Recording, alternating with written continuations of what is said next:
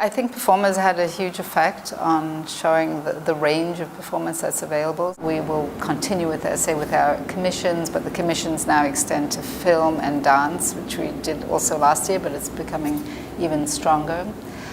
New music projects. We're also dealing with language. In terms of who one invites to do a commission, it's a very interesting question. I think invariably it's people that I've been attracted to first who somehow are working in media, because there's a real understanding of pictures and how they tell stories. Or even in the art world, we don't really want stories, but there is this visual picture making that it's very exciting. There's an understanding from those artists, I think, of time and of, you're somehow taking somebody through a story through this visual engagement with the viewer. So it's several of the artists that I've approached, like RoseLee Goldberg, who'd never done live performance before, or Jesper Just, who'd only also ever made videos. It was very interesting to see that work come to life. I think, again, it was pure desire. I think when I saw the Jesper Just videos, I just thought, wouldn't it be amazing if these people climbed out of the monitor and, you could meet them on the street. The sense of bringing those figures to life, because they've seen such an amazing sensuality and a great sense of drama inside the monitor, inside the artist's work.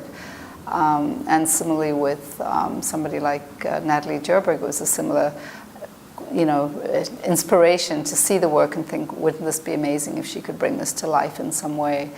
I think a lot of that idea of also asking somebody working in film or video like Shirin or Isaac Julian or Francis Elise to make something live was also this idea of stopping time in some way. Because I was feeling that when you walk through museums so often, or a gallery, and you see an installation, there's always a lot of interruption. There's somebody's walking by with their dog, somebody's looking at their watch. There's always the sense of, have I got time to see this through to the end? And so commissioning an artist who works in video and film to say, no, we're going to close the doors, there's going to be an opportunity for people to really spend time with your work. That's really been the exciting transformation, to see somebody go from one medium into the other and really engage the audience in a very, very particular way.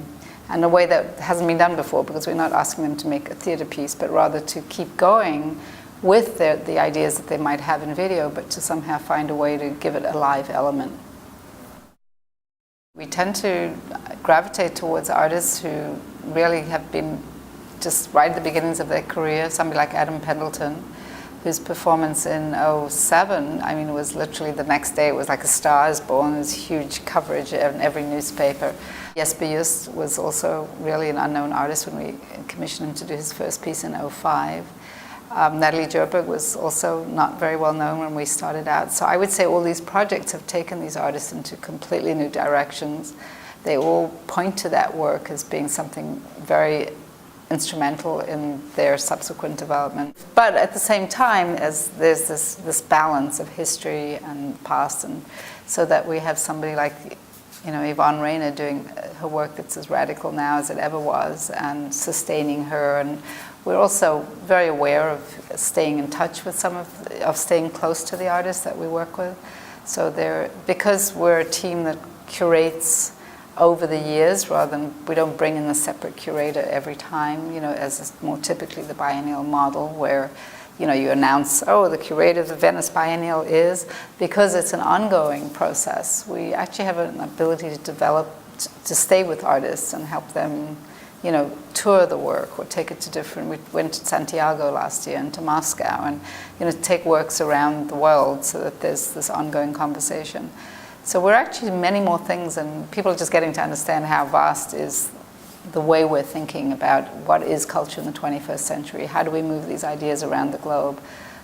What are we working with, since we're in a multimedia context, and we're creating work that can be so easily made for the TV monitor, for the internet.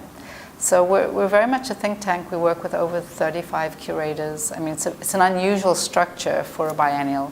And also I would say that maybe the only biennial that really deals with all the arts. We've done food, we work with architecture, design, film, graphic design, newspapers. We're looking for material from all disciplines.